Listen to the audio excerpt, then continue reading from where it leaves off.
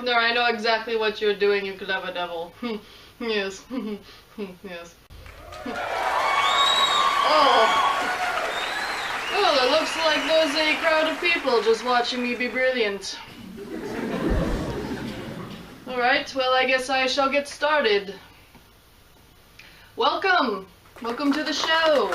I am your host, Jennifer M. Hartsock. I am here to inspire you.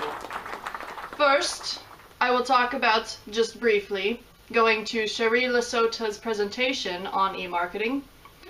And then, I will talk about how a creative writing instructor with just an impeccable voice taught me how to interpret literature and relate that to the human condition. So, without further ado, this is the Young Adult Publication Project.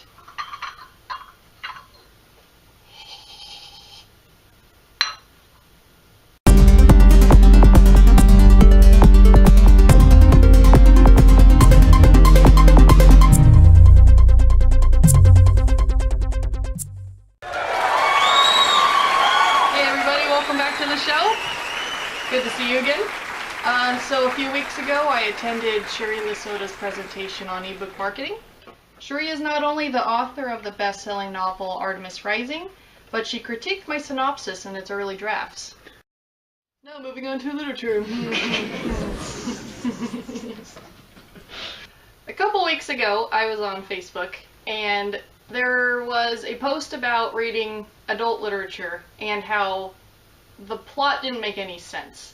And there was a woman who posted and said that a lot of literature is bad and that the only reason it wins awards is because everyone is afraid to admit they don't get it. Back in the day, I had a creative writing instructor who asked us to find the heart of fiction.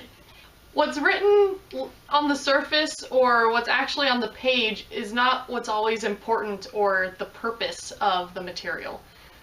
Just because you don't initially understand what's going on or it seems kind of boring doesn't mean it is. You have to put some effort into understanding the greater picture.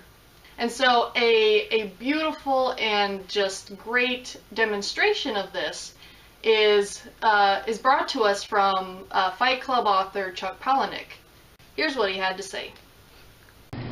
And in regard to zombies, a couple of years ago I got to spend a big chunk of time with Max Brooks, who wrote World War Z.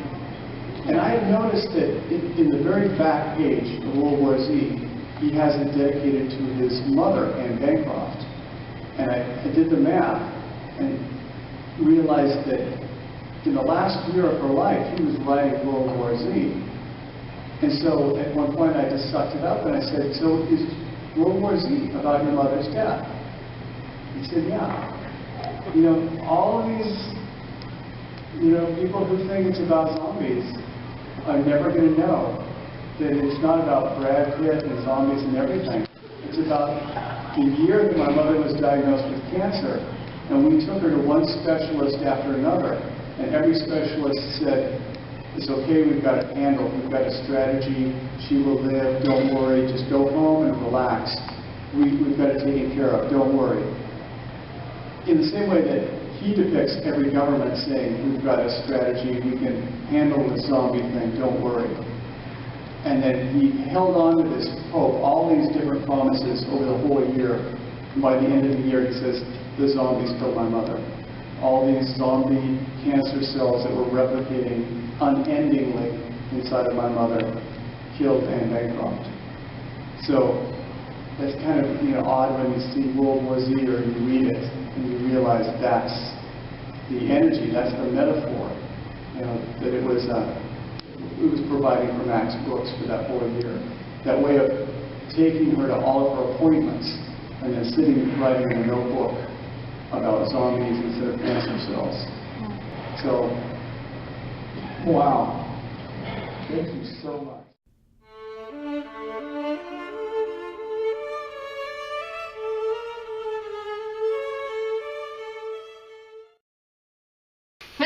Take that, Facebook lady! Thank you for coming to the show tonight, everybody. I will see you guys next week. I will smoke my pipe. I mean...